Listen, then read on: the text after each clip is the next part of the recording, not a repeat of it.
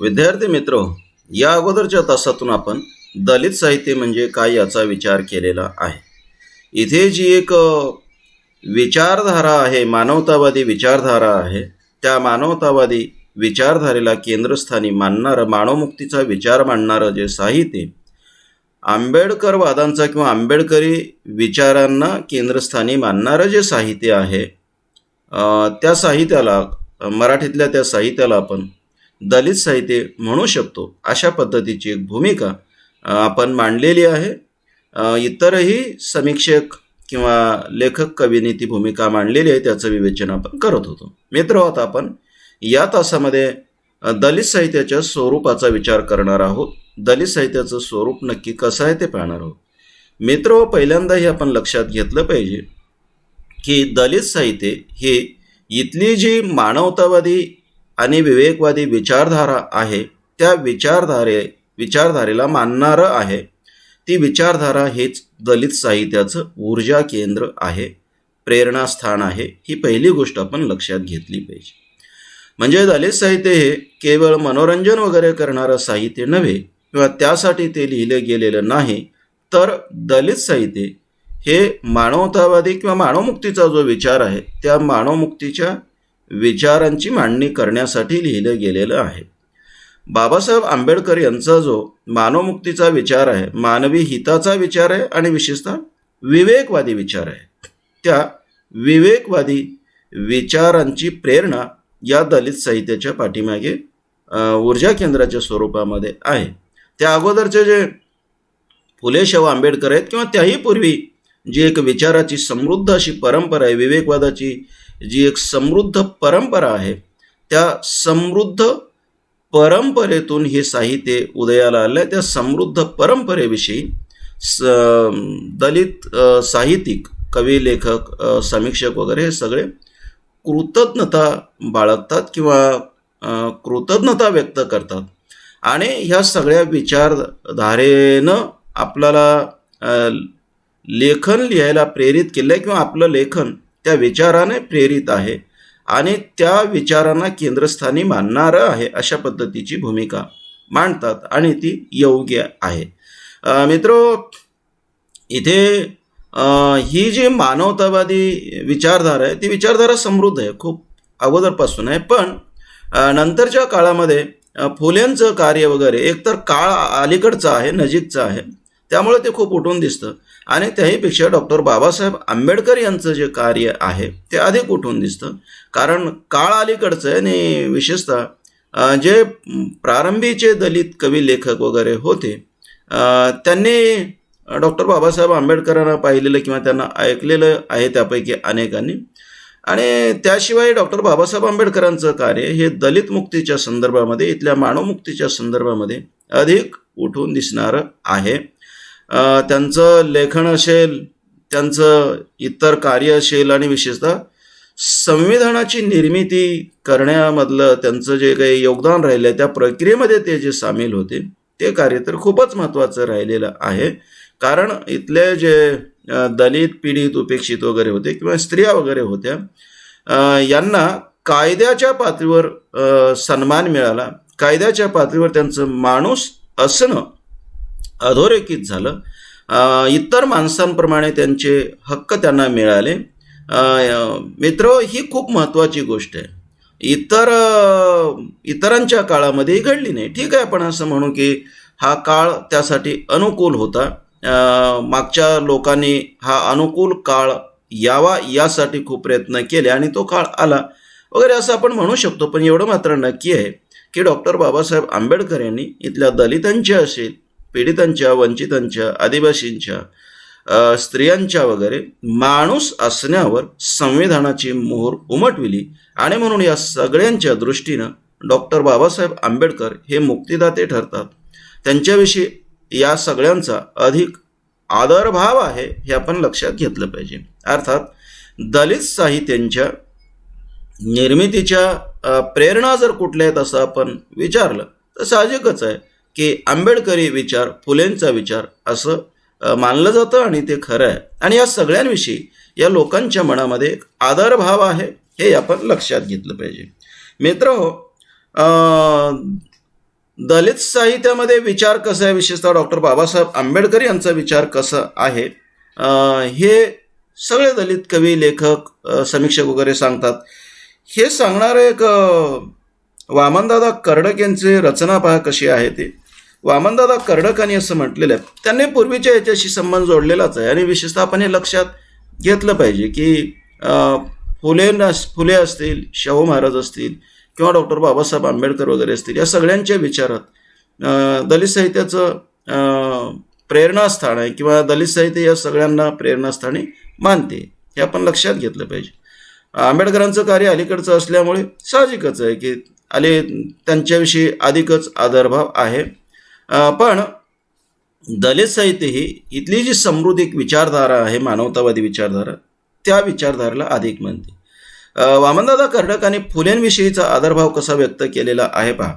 ते असं म्हणतात, स्त्री जातीच्या मुक्तीसाठी आले महात्मा फुले ग, आले महात्मा फुले, मुलींचे शिक्षण केले खुले ग. ना ज्ञान मिळाले कधी त्या दुबळ्या जातीमध्ये, फुलू लागल्या कळ्या कोवळ्या फुलू लागले फुले ग. ओढ ज्ञानाची वाढली, शाळा पोरांची काढली, तेव्हापासून शिकू लागली अस्पृश्यांची मुले ग. ज्या महान क्रांतीमुळे समतेशी नाते जुळे, त्या क्रांतीची थोर पताका अजून गगनी डुले ग. आज वामनची बाईल गीत क्रांतीचे गाईल, त्या क्रांतीचे स्त्रीमुक्तीचे दारचे केले खुले ग. तेव्हा आपण हे लक्षात घेतलं पाहिजे की इथली ही जी विचारधारा आहे, म्हणजे दलित साहित्याचं प्रेरणास्थान काय, दलित साहित्याचं ऊर्जा केंद्र काय, याचा विचार आपण जेव्हा करू तेव्हा आपण हे लक्षात घेतलं पाहिजे की दलित साहित्याचं जे ऊर्जा केंद्र आहे, ते ऊर्जा केंद्र इथला मानवमुक्तीचा विचार आहे. इथला जो विवेकवादी विचार आहे तो विचार आहे. हे आपण लक्षात घेतलं पाहिजे. आणि ती जी विचारधारा आहे, ती विचारधारा तशी खूप पूर्वीपासून आलेली आहे आपल्यापर्यंत आणि ती समृद्ध आहे. पण अलीकडे फुले वगैरे जे होऊन गेले, त्यांच्याविषयीची जी ओढ किंवा त्यांच्याविषयीचा जो आदरभाव आहे तो अधिक प्रमाणामध्ये दलित साहित्यातून व्यक्त होतो. आणि आपण लक्षात घेतलं पाहिजे की फुले असतील, आंबेडकर असतील, यांची विचारधारा ही स्पष्टपणे मानवमुक्तीची आणि आधुनिक आहे. म्हणजे जसं आपण पाहतो की मध्ययुगीन काळामध्ये संतांनी सुद्धा मानवमुक्तीचा विचार मांडला, पण संतांच्या त्या मानवमुक्तीच्या विचाराची जी पार्श्वभूमी किंवा त्या विचाराला एक दुसरा जो भाग जोडला जातो किंवा जो आहे तो भक्तीच आहे, ईश्वराची भक्ती. याच्याशी आणि त्यांचं जे नातं आहे ते नातं या नात्या रूपामध्ये इथल्या वैदिक व्यवस्थेशी जुळलेलं आहे किंवा या वैदिक व्यवस्थेत लपलेलं आहे. परंतु मित्रहो, फुले, आंबेडकर हे असे व्यक्तिमत्व आहेत की यांनी इथली जी एक जुनी विचारधारा आहे, पारंपरिक विचारधारा आहे, की जी विचारधारा इथल्या धर्मव्यवस्थेनं प्रभावित आहे आणि देवदैववादानं प्रभावित आहे, अशी विचारधारा पूर्णता नाकारलेली आहे. आणि पूर्णता नाकारून यांनी नवा विचार मांडलेला आहे, मानवमुक्तीचा नवा विचार मांडला. हा जो विचार आहे तो विचार कुठल्याही श्रद्धाभावावर उभा नाही, कुठल्याही शब्द प्रामाण्यावर उभा नाही, तर हा विचार केवळ आणि केवळ मानवमुक्तीचा आहे आणि विवेकवादाचा आहे. आता हा जो विचार आहे तो विचार साहजिकच आहे की दलित साहित्यांच्या संदर्भात अधिक जवळचा आहे. आणि म्हणून दलित साहित्यिक, कवी वगैरे फुलेंचा विचार असेल किंवा आंबेडकरांचा विचार असेल, या विचारांना ऊर्जा केंद्र मानतात आणि ते योग्य आहे, खरं आहे. कारण पारंपरिक मागच्या विचारांमध्ये आणि या विचारांमध्ये खूप फरकही आहे, अंतर आहे, हे आपण लक्षात घेतलं पाहिजे. पहा, वामनदादा कर्डकांनी आणखी एका कवितेमध्ये असं म्हटलेलं आहे. पहा, आपण ज्या अगोदरची कविता पाहिली किंवा रचना पाहिली, त्या रचनेमध्ये वामनदादा कर्डकांनी स्पष्टपणे असं म्हटलेलं आहे की इथे फुलेंनी स्त्रीमुक्तीचा विचार मांडला.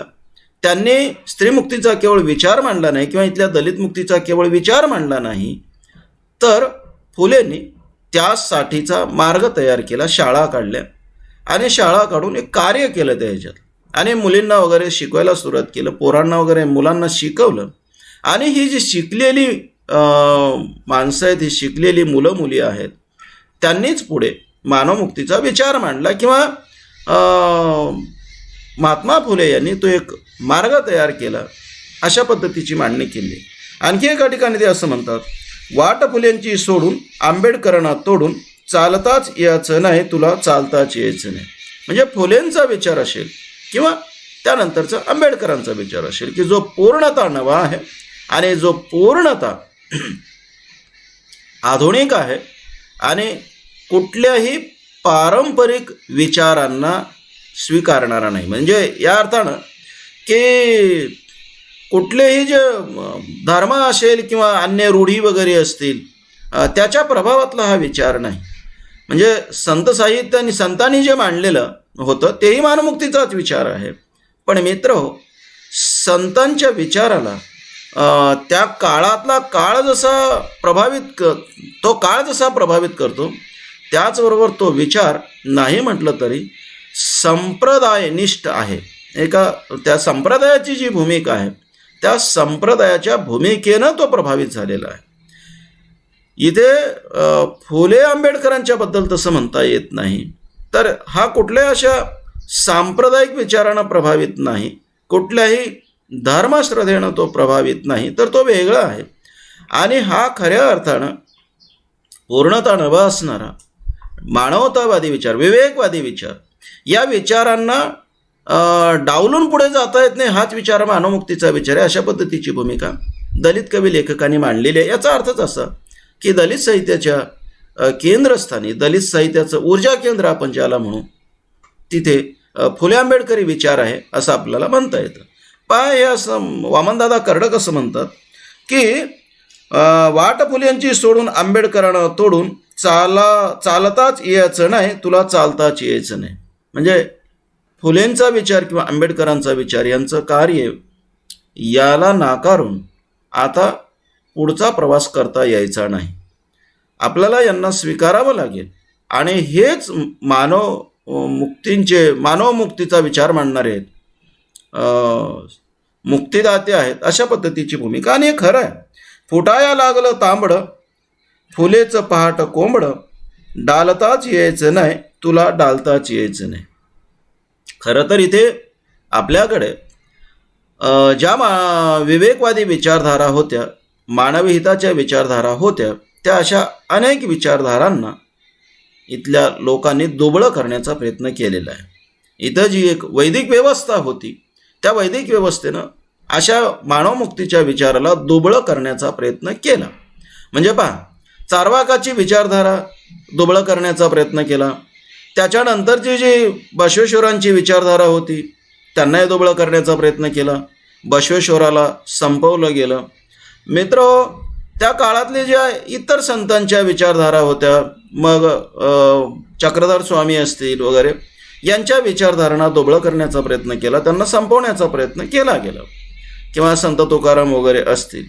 पण वामनदादा कर्डक असं म्हणत आहेत की आता मात्र फुलेंनी ज्या विचारांची मांडणी केली ती फुलेंची विचारांची मांडणी किंवा फुलेंचं कर्तृत्व आणि फुलेंचा विचार आता कोणाला संपवता येणार नाही.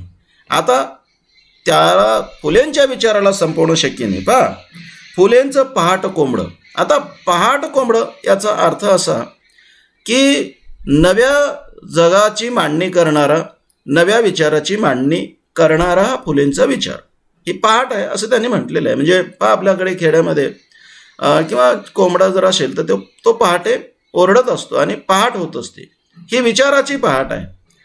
आणि ही विचाराची जी पहाट आहे त्याला आता संपवता येणार नाही, त्याला आता कोणता येणार नाही, डालताच यायचं नाही. डालणे म्हणजे कोंडणे, डालगं असतं ज्यात कोंबड्याला कोंडलं जातं. फुले असं म्हणतात की आता असं डालगं नाही की जिथं फुलेंचा विचार तुम्हाला संपवता येईल किंवा त्याला कोणता येईल. मागे तुम्ही ते केलेलं आहे, पण आता ते करता येणार नाही. फुले आणि आंबेडकरांच्या विचाराला आता कोणालाही संपवता येणार नाही. फुले आणि आंबेडकरांचा हा विचार आता माणसांना माणूस असण्याची जाणीव करून देईल आणि आत्मभान प्राप्त झालेला हा माणूस आता अशा जुन्या व्यवस्थेला नाकारल्याशिवाय राहणार नाही, अशी एक भूमिका वामनदादा कर्डकांनी मांडलेली आहे. म्हणूनचं आंगडं टोपडं माझ्या आंबेडकराला घालताच यायचं नाही तुला घालताच यायचं नाही. आपल्याकडे आपण काय केलं आहे, समाज व्यवस्थेला नियंत्रित करताना मनूचं आंगडं टोपडं घातलं. आता आंगडं टोपडं म्हणजे काय, तर अंगावर जसे कपडे घालतो आपण तशा पद्धतीनं इथलं समाज नियंत्रण करत असताना मनुस्मृतीतला विचार असा काही गुंफला आणि माणसाला आपण बंदिस्त केलो, नियंत्रित केलो. माणसाचं इथलं जे जगणं होतं, ऐहिक जगणं, भौतिक जगणं, ते भौतिक जगणं दुर्लक्षित करून आपण माणसाला पारलौकिकाच्या गोष्टी सांगत आलो, त्याला पूर्वजन्माच्या पुनर्जन्माच्या गोष्टी सांगत आलो आणि माणसांचं जगणं नियंत्रित केलं. माणसाला सुखानं आपण जगू दिलं नाही. आणि मनूचं जे तत्वज्ञान आहे, भेदाभेदाचं असेल, वर्णव्यवस्थावादी असेल, जात व्यवस्थावादी असेल, हे भेदाभेदाचं तत्वज्ञान आपण त्यांच्या मनामध्ये रुजवलं होतं आणि त्यांच्या मनात रुजवून त्यांचं इथलं जगणं त्या विचारानं प्रभावित केलं.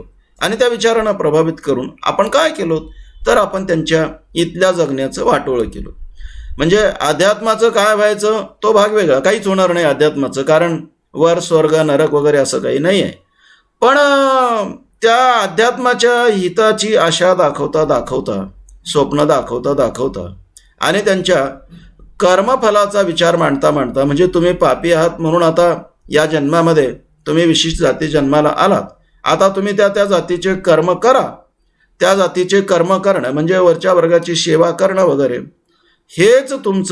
हाच तुमचा धर्म आहे आणि हे केला तर थोडंफार तुम्हाला पुण्य मिळेल आणि पुढच्या जन्मात तुम्हाला मग एखाद्या उच्चवर्णीय जातीमध्ये जन्म वगैरे मिळेल. अशा पद्धतीच्या आपण कल्पना मांडत राहिलो होतो. आणि माणसाला मग आपण अज्ञानात ठेवलो होतो आपण.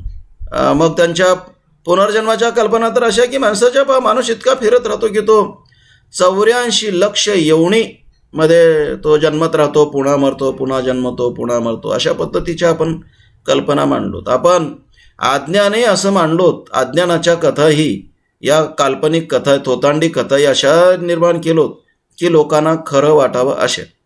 सगळी शक्ती अज्ञान मांडण्यासाठी, अज्ञानाची रचना करण्यासाठी. आणि त्या अज्ञानमूलक रचना कशासाठी करायची, तर स्वार्थ साधण्यासाठी, दक्षिणा उपटण्यासाठी, दान उपटण्यासाठी आणि आपलं जगणं सुखाचं करण्यासाठी. इथल्या लोकांनी हे सगळं काही केलं.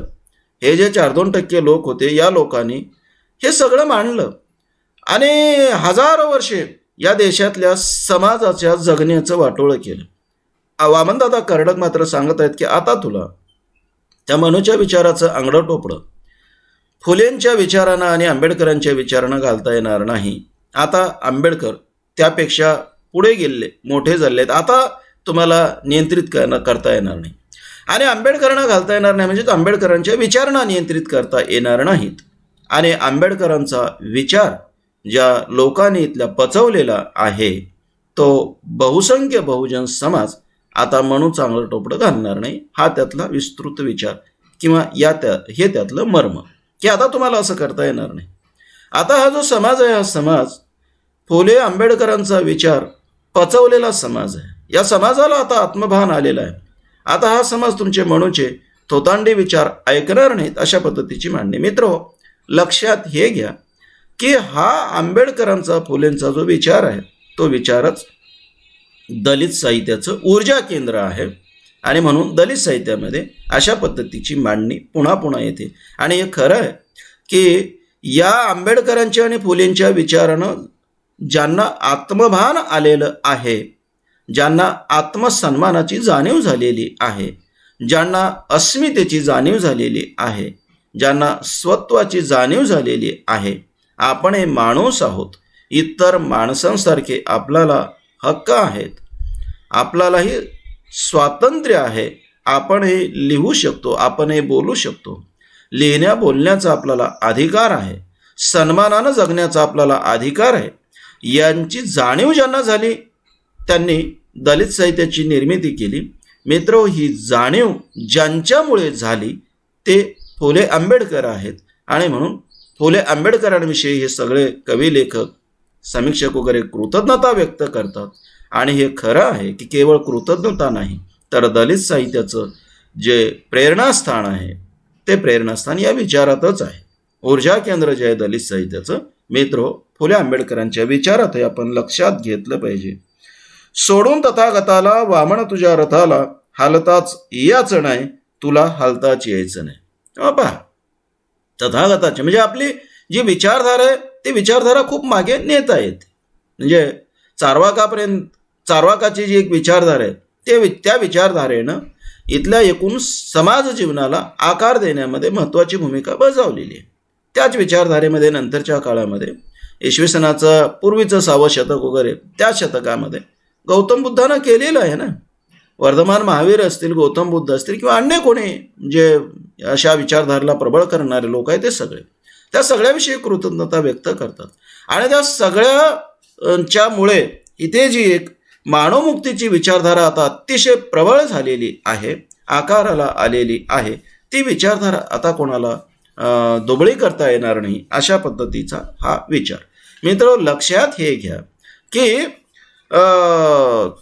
हा मानवमुक्तीचा जो विचार आहे फुले आंबेडकरांचा तो महत्त्वाचा मांडणारी दलित साहित्यिक महत्त्वाचा मानतात आणि दलित साहित्याचं ते ऊर्जा केंद्र आहे असं आपण लक्षात घेऊ. मित्र, नामदेव ढसाळ यांची एक रचना आहे.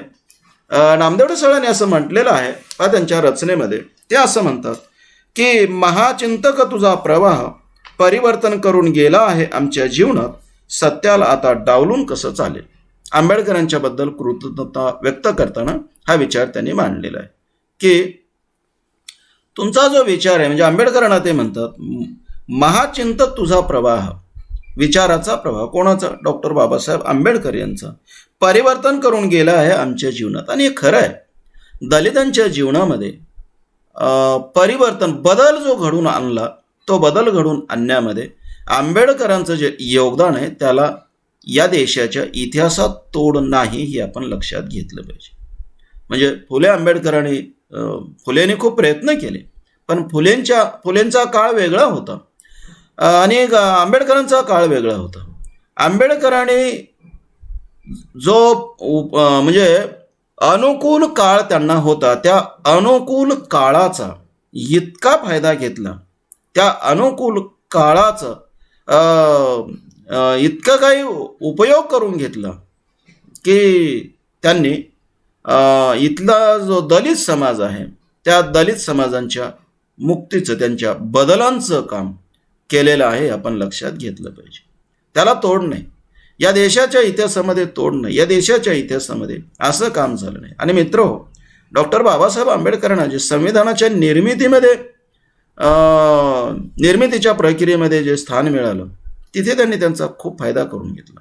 म्हणजे संधीचं सोनं आपण ज्याला म्हणू ते डॉक्टर बाबासाहेब आंबेडकरांच्या बाबत लागू होतं. त्यांना संधी मिळाली, त्यांनी त्या संधीचं सोनं केलं आणि इथल्या जे दलित वर्ग आहे, उपेक्षित वर्ग आहे, वंचित वर्ग, आदिवासी वर्ग आहे किंवा स्त्री आहेत, या सगळ्यांच्या मुक्तीसाठीचं काम केलेलं आहे हे आपण लक्षात घेतलं पाहिजे. पहा, नामदेव ढसाळ पुढे असं म्हणतात, तू हट्टवादी नव्हतास, तुझा दृष्टिकोन विशाल, तू वाकवलं युगाला शेंड्या दांड्या मोडून, जे होतं दुष्प्राप्य असाधारण ते टाकलंस तू आमच्या पदरात, तू आमच्या समोर तळपत राहतोस, तू दडवलं नाहीस गुपित, माझं आयुष्य होतं स्फटिकासारखं स्वच्छ, जे उधळत गेलं मृत्यूच्याही पुढे.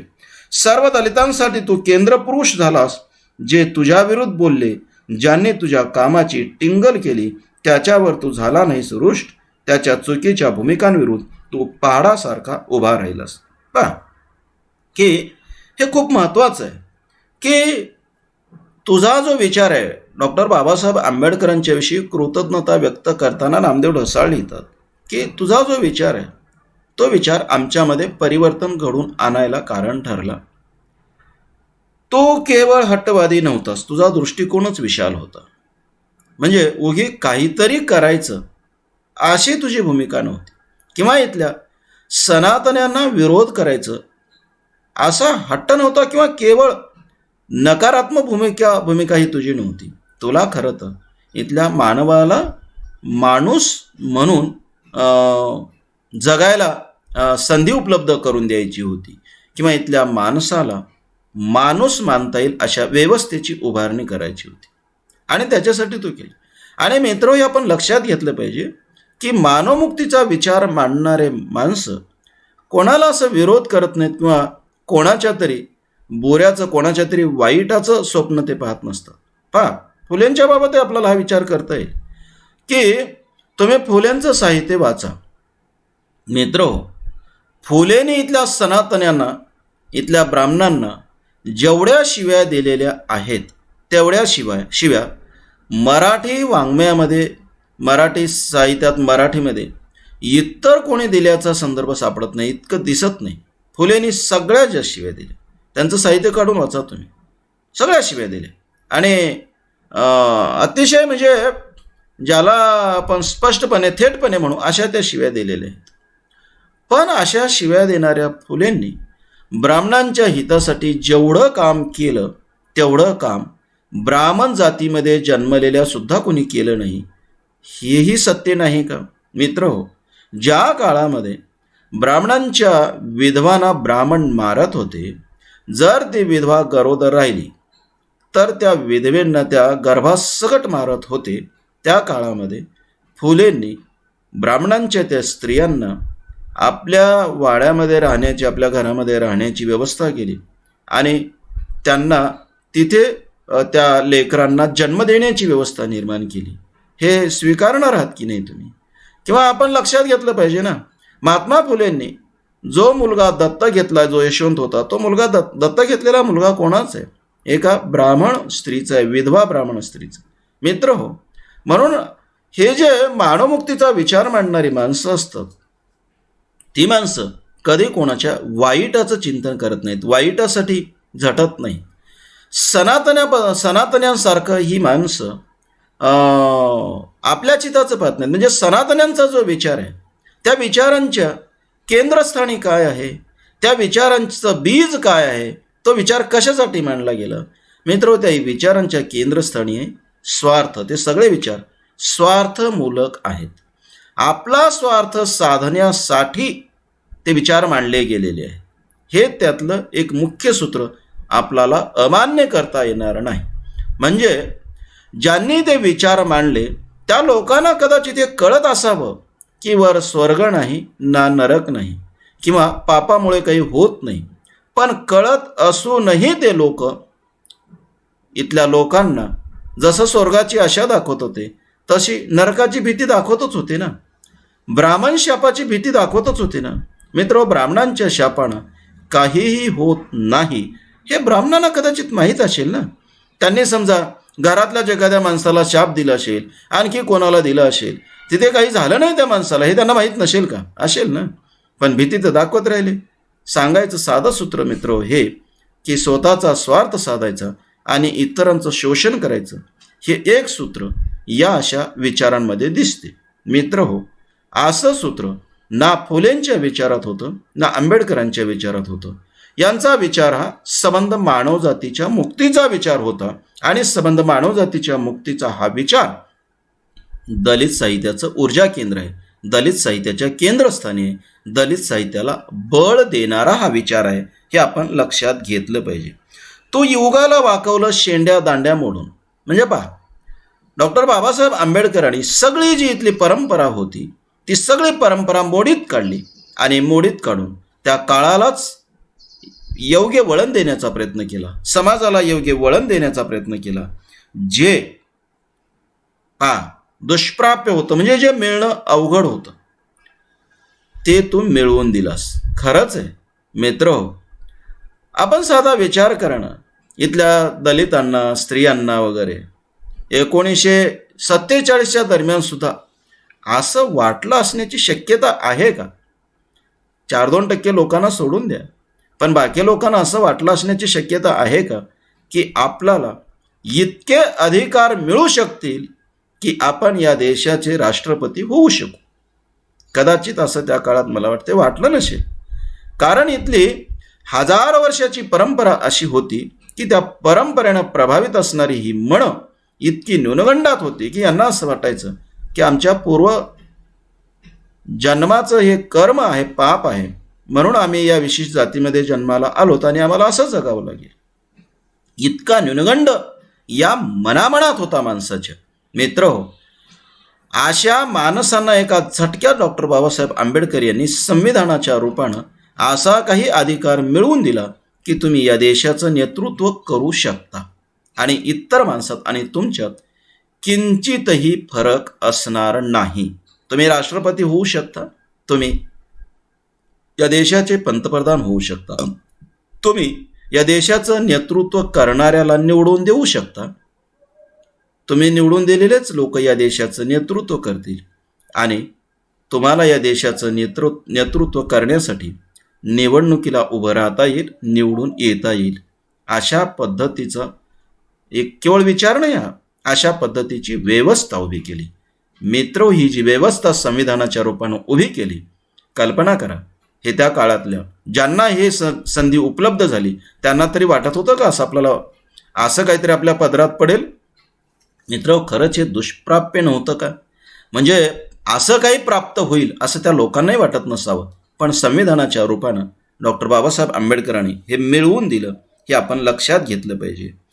हे सगळं आमच्या पदरात टाकणारा तू आहेस, अशा पद्धतीची ही जी भूमिका आहे ती भूमिका आपण नीट समजून घेतली पाहिजे. सर्व दलितांसाठी तू केंद्र पुरुष झाला. म्हणजे इथले जे वंचित आहेत, दलित आहेत, जे स्त्रिया वगैरे आहेत, हा खरं तर केंद्र पुरुष झालास, म्हणजे आमचा तो मुक्तिदाता झालास, अशा पद्धतीची ही कल्पना. मित्र हो, ज्यांनी त्या काळामध्ये बाबासाहेब आंबेडकरांची खूप जणांनी टिंगल केली, नाही असं नाही, आणि साहजिकच आहे, एवढा वेगळा विचार मांडणारा माणूस टिंगलीचा विषय होणार नाही का? म्हणजे अगोदर पहा, ज्यांनी मानव मुक्तीचा विचार मांडण्याचा प्रयत्न केला त्यांना तर संपवलं गेलं होतं. मित्र हो, भारताच्या इतिहासातलं ह्या खूपच चांगल्या गोष्टी आहेत, खूपच चांगल्या गोष्टी आहेत. ह्या अशा जर काही घडल्या असत्या, वाईट गोष्टी घडल्या असत्या तर काय झालं असतं या देशाचं, याची भीती वाटावी आजही. म्हणजे ही कल्पना जरी मानवी मनामध्ये आली तरी आपल्याला काहीतरी वेगळं वाटावं आणि ही कल्पनासुद्धा करू नये असं वाटावं. असे म्हणजे पहा, अशी एक गोष्ट म्हणजे पहा की पूर्वी आपल्याकडे पहा की विचारांसकट बसवेश्वरांना संपवलं, चक्रधर स्वामींना संपवलं वगैरे वगैरे. मित्र, असंच जर फुलेंना संपवलं असतं, आंबेडकरांना फार अगोदरच्याच म्हणजे त्यांच्या प्रारंभीच्याच काळामध्ये संपवलं असतं तर या देशाचं चित्र काय झालं असतं? म्हणजे फुले जन्माला आले नसते, आंबेडकर जन्माला आले नसते तर काय झालं असतं? हे कल्पनेच्या पलीकडची बाब आहे. तसंच इथल्या लोकांनी जे बाकीच्यांना संपवलं तसंच यांनाही संपवलं असतं तर काय झालं असतं? कल्पनेच्या पलीकडची गोष्ट आहे. मित्र, डॉक्टर बाबासाहेब आंबेडकर जर या देशाच्या संविधानाच्या निर्मिती प्रक्रियेत नसते तर या देशाचं संविधान कसं राहिलं असतं आणि या देशाची लोकशाही व्यवस्था कशी राहिली असती, हा म्हणजे कल्पनासुद्धा करवत नाही, किती म्हणजे विचित्र राहिलं असतं. तेव्हा सांगायचं ते हे मित्र हो की खऱ्या अर्थानं बाबासाहेब आंबेडकर हे इथल्या समाजाचे मुक्तिदाते आहेत, इथल्या दलितांचे मुक्तिदाते आहेत, हे आपण लक्षात घेतलं पाहिजे ना. आणि म्हणून तो आमचा केंद्र पुरुष आहेस असं जेव्हा ढसाळ म्हणतात तेव्हा आपण लक्षात घेतलं पाहिजे की त्यांना नक्की काय म्हणायचं आहे. आणि तुझ्या विरुद्ध जे बोललेच ना, बोलणारच होते, अगोदर ती परंपरा आहेच आहे. पण ढसाळ जे म्हणतात की त्या सगळ्यांना तो पुरून उरला किंवा त्या सगळ्यांना तो सगळ्यांची टिंगलटवाळे ऐकून घेतला, पण तुला जे करायचं होतं ते तू केला, अशा पद्धतीची ढसाळांची ही जी कृतज्ञतेची भावना आहे ती कृतज्ञतेची भावना त्यांच्या कवितेतून व्यक्त झाली. मित्र हो, महत्त्वाचं म्हणजे ही कृतज्ञता सगळेच दलित कवी लेखक वगैरे व्यक्त करतात. आपल्याला हे लक्षात घ्यायचं आहे मित्र हो, डॉक्टर बाबासाहेब आंबेडकर किंवा फुलेंचं कार्य, फुलेंचा विचार, बाबासाहेबांचा विचार हे दलित साहित्याचं ऊर्जा केंद्र आहे. दलित साहित्याच्या प्रेरणा कुठे आहेत असा जर प्रश्न आपल्याला पडला असेल तर मित्र, दलित साहित्याच्या निर्मितीच्या प्रेरणा फुले आंबेडकरांच्या कार्यात आहेत, हे आपण लक्षात घेतलं पाहिजे. म्हणजे आपण काय पाहतो आहोत सध्या तर मित्र, आपण पाहतो आहोत की दलित साहित्याच्या निर्मितीच्या प्रेरणा काय आहेत, दलित साहित्याचं ऊर्जा केंद्र काय आहे ते. तर दलित साहित्याचं ऊर्जा केंद्र मित्र हो फुले आंबेडकरांच्या विचार आहे, हे आपण लक्षात घ्यायला हवं. मित्र हो, अशोक इंगळे नावाचे कवी आहेत, त्या कवीनं पहा काय लिहिलेलं आहे. त्यांनाही तेच म्हणायचं आहे की फुले आणि आंबेडकरांचा विचार हा दलित साहित्याला प्रेरणा देणार आहे. त्यांनी पहा फुल्यांबद्दल असं लिहिलेलं आहे की ते असं म्हणतात, चौकात चर्चा चालली होती, पण कोण म्हणते ज्योतिबा तुम्ही माळी होता, तुम्ही तर माणसांचीच अस्सल एक जात होता. जेव्हा तुम्ही जन्मलात तेव्हा धगधग पेटली, पेटती मशाल हातात घेऊन आलात. जेव्हा तुम्ही गेलात तेव्हा आभाळ कोसळले होते आणि आम्हीही मेलेलेच होती फक्त धुगधुगी. आता या धुकधुगीतून अख्खी दंगल पेटली, ज्योतिबा अख्खी दंगल पेटली. तेव्हा मित्र हो, हाच विचार की इथल्या दलितांना, इथल्या स्त्रियांना, इथल्या वंचितांना, इथल्या बहुजनांना, इथल्या पीडित जे लोक आहेत, इथल्या व्यवस्थेनं ज्यांचं माणूस असणं नाकारलेलं आहे, ह्या सगळ्यांना बळ देणारा जो विचार आहे तो कुठे आहे तर फुलेंच्या विचारात आहे. तो कुठे आहे तर डॉक्टर बाबासाहेब आंबेडकर यांच्या विचारात आहे. इंगळेंचा विचार पहा. अशोक इंगळे असं म्हणतात की म्हणजे ज्योतिबा किंवा महात्मा फुलेंना उद्देशून ते असं म्हणतात की तुम्ही माळी होतात, माळी जाती जन्माला आलात, पण तुम्हाला ती जात बंदिस्त करू शकत नाही किंवा तुम्ही केवळ एका माणसाने निर्माण केलेल्या जातीचे नव्हतात, तर तुम्ही सबंध मानव जातीचे मुक्तिदाते होतात. अशा पद्धतीची त्यांची भूमिका. तुम्ही कोण होतात तर तुम्ही माणसांचीच अस्सल एक जात होतात की जिथे माणुसकी आहे, माणसाच्या मुक्तीसाठीचं धडपण आहे, माणसाच्या हितासाठीची तळमळ आहे, असे एक तुम्ही माणूस होता. माणसांच्या मुक्तीसाठी धडपडणारे होतात. तुम्ही जन्माला, तुम्ही झाला तुमचं कार्य, आणि त्याच्यामुळे आमच्या मनामध्ये एक नवी प्रेरणा निर्माण झाली. आम्हाला माणूस म्हणून जगण्याचं बळ मिळालं. ते पुढे असे म्हणतात की तुम्ही जेव्हा मेला तेव्हा आम्ही मेल्यासारखेच होतो, कारण तुमचं इथलं कार्य, तुमचं असणं हेच आमच्या जगण्याची ऊर्जा होती. तुम्ही जाणं म्हणजे आम्ही मेल्यासारखं होतं. थोडीफार धुकधुकी होती आणि पुढे त्यालाच बळ मिळत गेलं, त्याचंच रूपांतर मशालीत झालं. मग पुढे आपल्याला माहीत आहे की फुलेंना गुरु मानणारे आंबेडकर जन्माला आले. आंबेडकरांनी मोठं कार्य केलं आणि त्याच्यामुळे मग पुढे हा इथला जो समाज आहे तो समाज जागा झाला, आणि जागा झाला हा समाज सन्मानानं जगायला लागला आणि अभिव्यक्ती करायला लागला. ह्या पुढच्या गोष्टी आहेतच. मित्रहो, अशोक इंगळेंनी फुलेंच्याबद्दल जशी भावना व्यक्त केलेली आहे, कृतज्ञता व्यक्त केलेली आहे, आणि एकूणच या दलित साहित्याच्या निर्मितीसाठी त्यांचा विचार कसा प्रेरणादायी ठरलेला आहे, किंवा एकूण दलित समाजाच्या उन्नतीसाठी, दलित समाजाच्या बदलासाठी, परिवर्तनासाठी फुलेंचा विचार कसा प्रेरणादायी ठरलेला आहे हे नोंदवलेलं आहे. त्याचबरोबर पहा, डॉक्टर बाबासाहेब आंबेडकरांच्या बद्दल ते असं म्हणतात, प्रज्ञा सूर्य, तुझा प्रत्येक शब्द म्हणजे मनामनाची ऊर्जा निर्मिती, आणि तुझे संविधान म्हणजे प्रचंड पॉवर हाऊसच. आता कुठे आम्ही तुझ्या ज्ञान ऊर्जेचा दिवा घरोघरी लावत आहोत. आता कुठे आम्ही तुझ्या ज्ञान ऊर्जेचा दिवा घरोघरी लावत आहोत. डॉक्टर बाबासाहेब आंबेडकरांबद्दलची ही जशी कृतज्ञता आहे, तसं डॉक्टर बाबासाहेब आंबेडकर यांचं कार्य दलित मुक्तीसाठी कसं प्रेरणादायी आहे, त्याचबरोबर दलित साहित्यासाठी सुद्धा कसं ते प्रेरणादायी आहे, याचंच हे अधोरेखन आहे. मित्रहो, ते कवी असं म्हणतात की तुझा प्रत्येक शब्द म्हणजे मनाची ऊर्जा निर्मिती.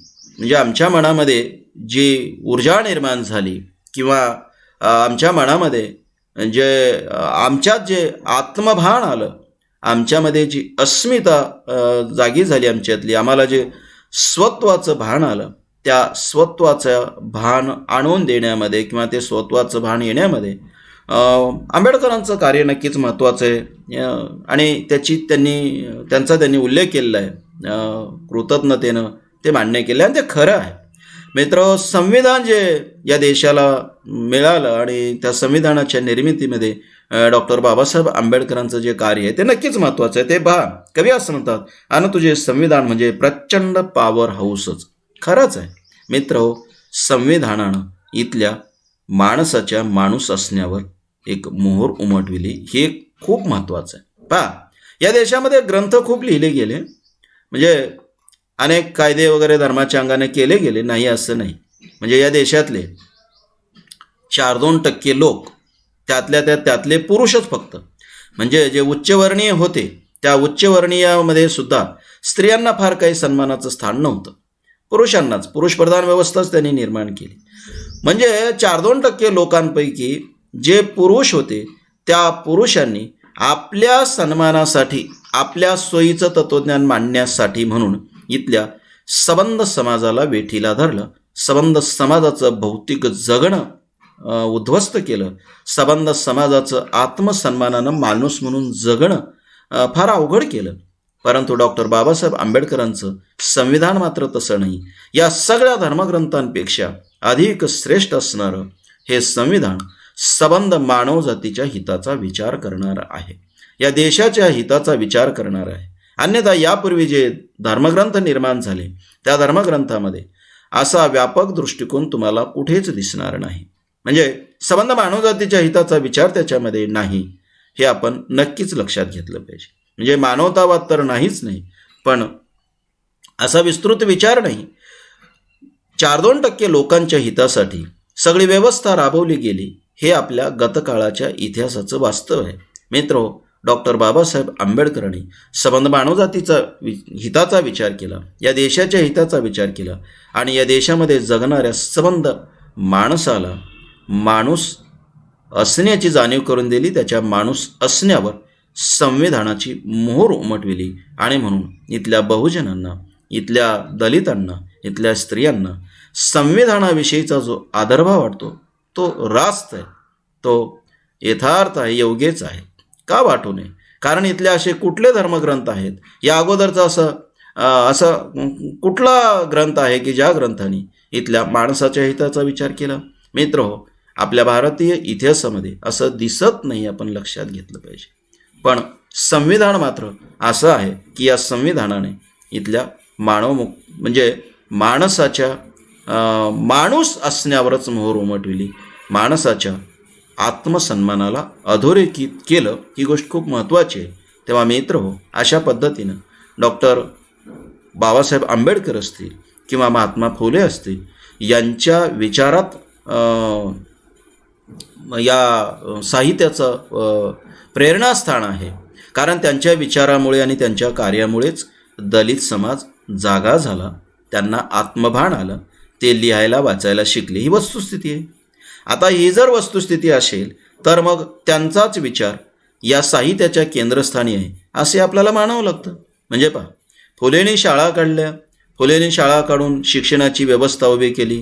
त्यानंतर पहा, डॉक्टर बाबासाहेब आंबेडकरांनी सुद्धा पीपल्स एज्युकेशन सोसायटीची स्थापना केली, त्यांनी शिक्षणाची व्यवस्था उभी केली, आणि संविधानाच्या रूपानं किंवा संविधानामध्ये इथल्या सगळ्यांना शिकता येईल अशा पद्धतीची कलम मांडली. आता त्याच्यामुळे हा दलित समाज शिकला, आणि शिकला म्हणून लिहायला लागला, हे आपण मान्य करायला हवं ना.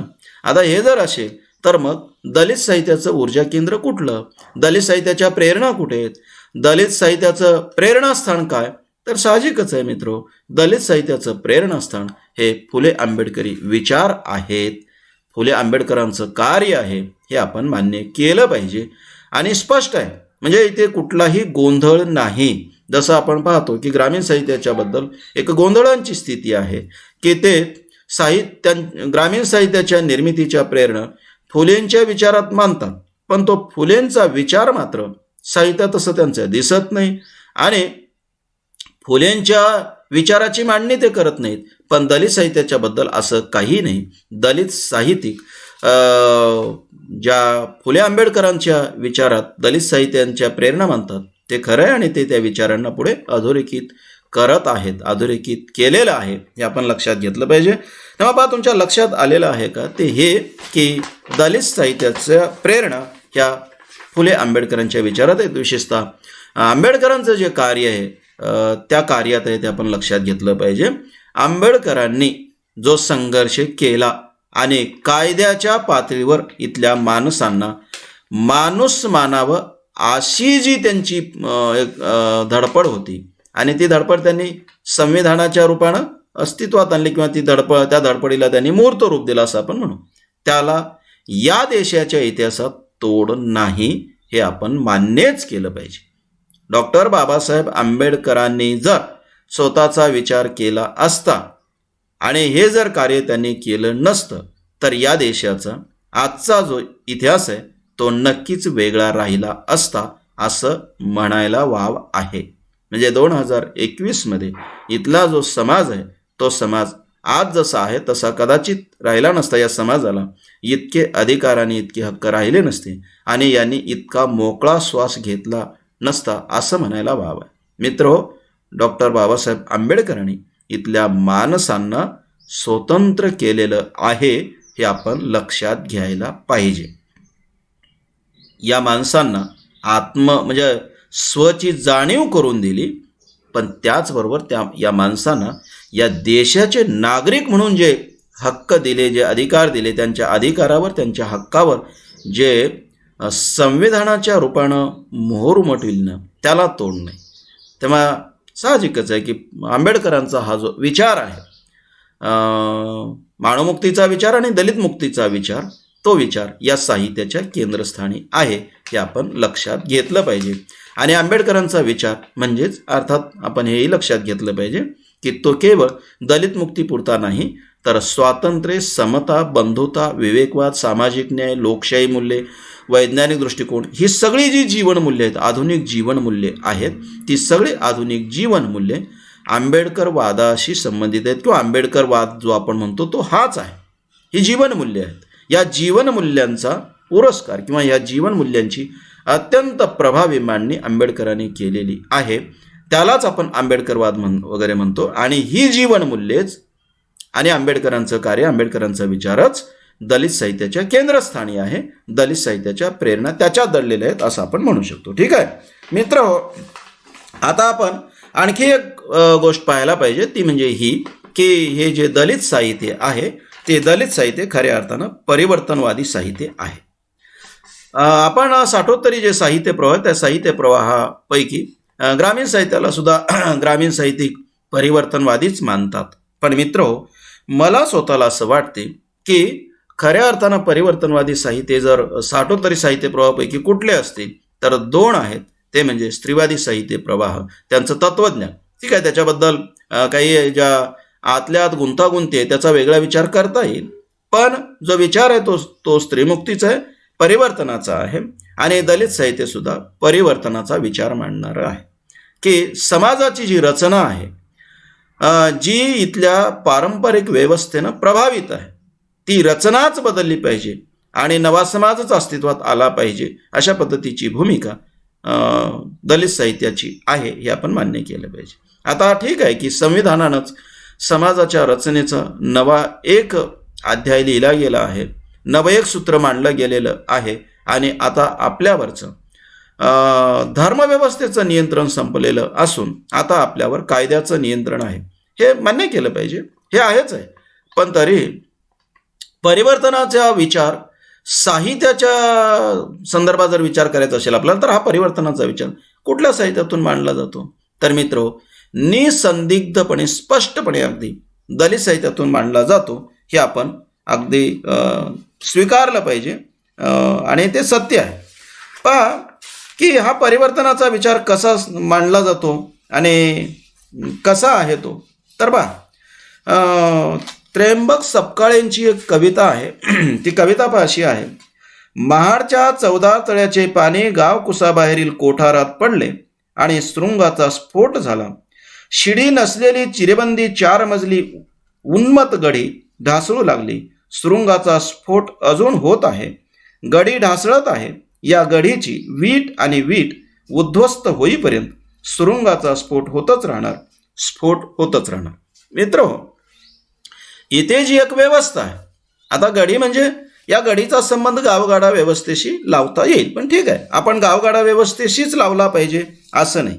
मित्र, आपण हे लक्षात घेऊ की इथं जी एक व्यवस्था होती धर्मव्यवस्थेने प्रभावित असणारी, त्या व्यवस्थेला आता सुरुंग लागलेला आहे, लावला पाहिजे अशा पद्धतीची भूमिका.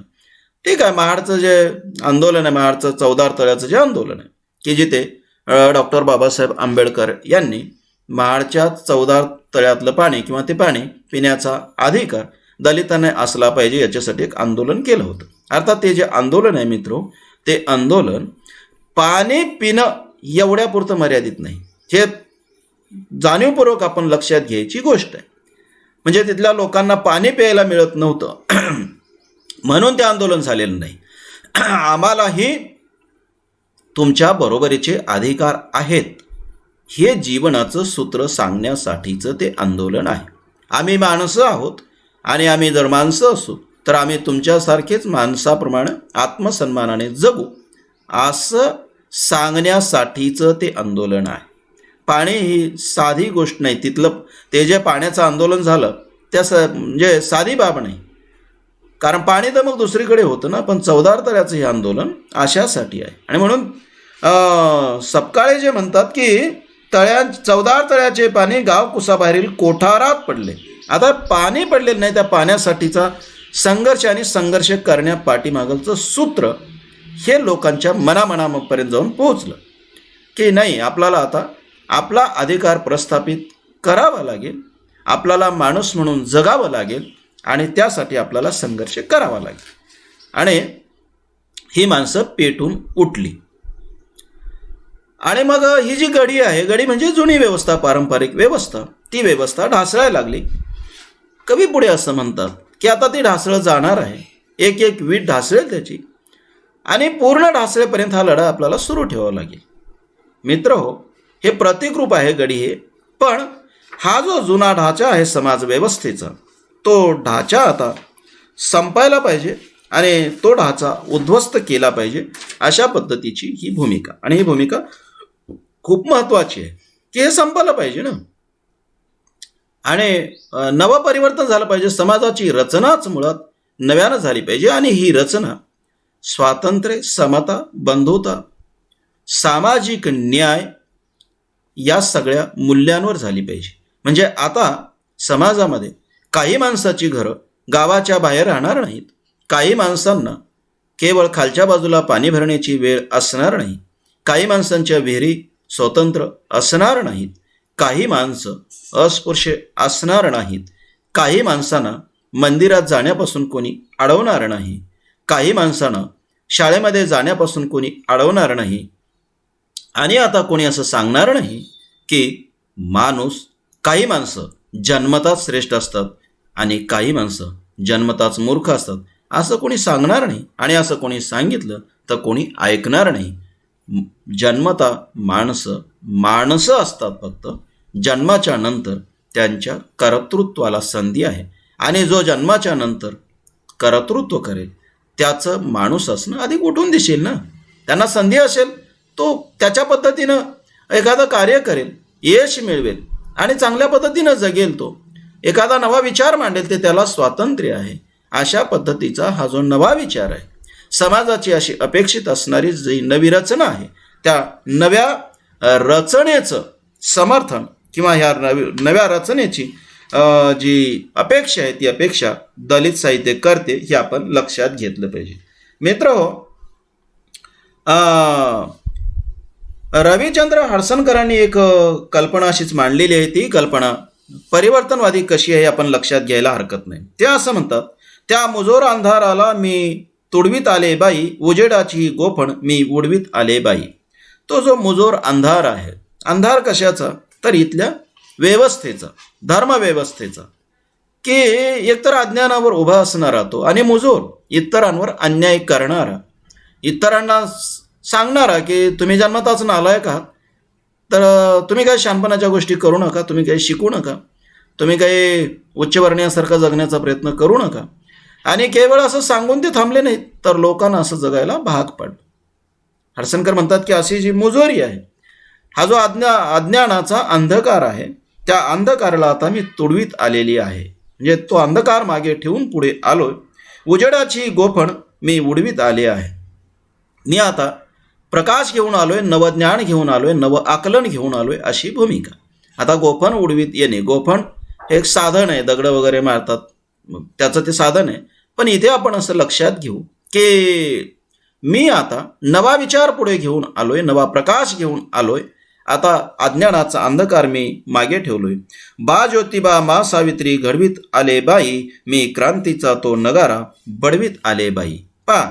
ज्या ज्योतिबांनी या समाजाच्या जडणघडणीसाठीचं महत्त्वाचं योगदान नोंदवलं, एक नवा विचार मांडला, ते महात्मा ज्योतिबा फुले असतील, सावित्रीबाई फुले असतील, त्या सगळ्यांचा विचार मी स्वीकारत आलोय, पचवत आलोय.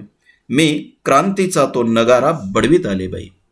तो जो बदल आहे, परिवर्तन आहे, खऱ्या अर्थानं परिवर्तन चा विचार आहे, तो विचार मी पचवत आलोय. आता मला क्रांती करायची आहे, समाजामध्ये बदल करावायचा आहे, समाजाची रचनाच बदलवायची आहे. पारंपरिक जी संरचना आहे इथल्या समाजाची, ती संरचनाच बदलवायची आहे. आणि तशा विचाराचा जागर मी करत आलोय. आता नगारा बडवत आलो म्हणजे तशा विचारांचा, नव्या जीवनमूल्यांचा मी जागर करत आलोय असं आपण म्हणू शकतो. काल म्हणूचे कायदे रडवीत आले बाई, आज नव्यानं मी आता मडवीत आले बाई. कालचे जे मनूचे कायदे आहेत, ज्याला आपण मनुस्मृती म्हणतो, त्या मनुस्मृतीमध्ये मांडलेली एक व्यवस्था, की जी व्यवस्था म्हणजे भेदाभेद मांडणारी होती, आणि जी व्यवस्था इथल्या माणसाला माणूस न मांडणारी होती. म्हणजे इथल्या संबंध समाजापैकी 2% 3% समाज हा माणूस म्हणून जगणार, सन्मानानं जगणार, त्यांच्या पोटाची सोय लावून घेणार, आणि बाकीच्यांचं शोषण करत राहणार, आणि बाकीच्यांना मात्र हीन नीच ठरवणार. अशा पद्धतीची जी व्यवस्था होती मनूची, अशा पद्धतीची इथली जी धर्मव्यवस्था होती, त्या व्यवस्थेला नाकारणारी, त्या व्यवस्थेलाच रडवणारी असं आपण म्हणू. म्हणजे काल म्हणूचे कायदे रडवीत आले बाई. आता रडवीत आले म्हणजे त्यांना नाकारत आलोय मी, त्यांचं हरण करो, त्यांना मागे टाकत आलोय, अशा पद्धतीचं. आज नव्याने मी मला मडवीत आले बाई. आता नव्या विचारानं मी मडलेली आहे. मडलेली म्हणजे अलंकारण वगैरे मडवलं जातं असं आपण म्हणत असतो. तर इथे आपण असं लक्षात घेऊ की मी नव्या विचारानं प्रभावित आहे, मी नवा विचार स्वीकारलेला आहे, मी फुले आंबेडकरांचा नवा विचार पचवलेला आहे, या अर्थानं आपण घेऊ. अस्मितेशी नातं मी जडवीत आले बाई, गगनावर मी गगन चढवीत आले बाई. तेव्हा आता मी माझी अस्मिता आता जागी झाली, मला आत्मभान आलेलं आहे, आणि आत्मभान आलेले आम्ही आता या नव्या समाजाची रचना करू, ज्या समाजामध्ये भेदाभेद असणार नाही, ज्या समाजातली माणसं स्वतंत्र असतील, ज्या समाजातली माणसं समान असतील, ज्या समाजातल्या माणसांना समान अधिकार मिळेल, ज्या समाजातली माणसं इथलं भौतिक जगणं सन्मानानं जगतील, ज्या समाजातली माणसं क्षमताशील तर या समाजाचं नेतृत्व करतील, लोकशाहीमधले वेगवेगळी पद्धती भूषवतील, अशा नव्या समाजाची आम्हाला रचना करायची आहे, असा हा एक विचार. मित्रहो, लक्षात हे घ्या की इथे हा जो विचार आहे, हा विचार म्हणजेच दलित साहित्य हे परिवर्तनवादी आहे, हे लक्षात घेणं आहे.